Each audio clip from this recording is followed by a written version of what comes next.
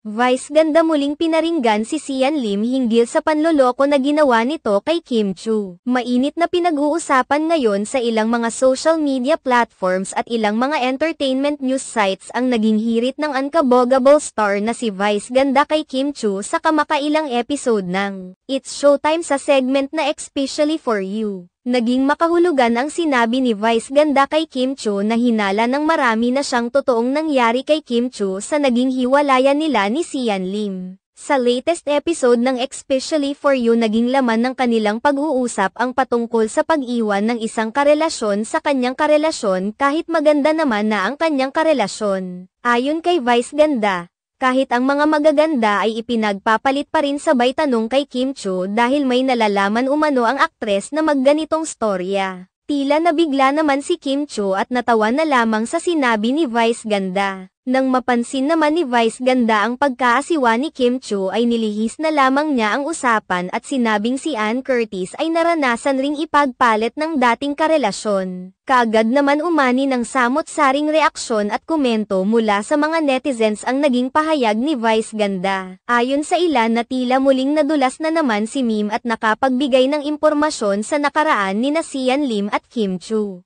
Hindi naman lingid sa kaalaman ng maraming mga netizens na sa kabila ng pananahimik ni Kim Chu at Sian Lim sa totoong dahilan ng kanilang paghihiwalay.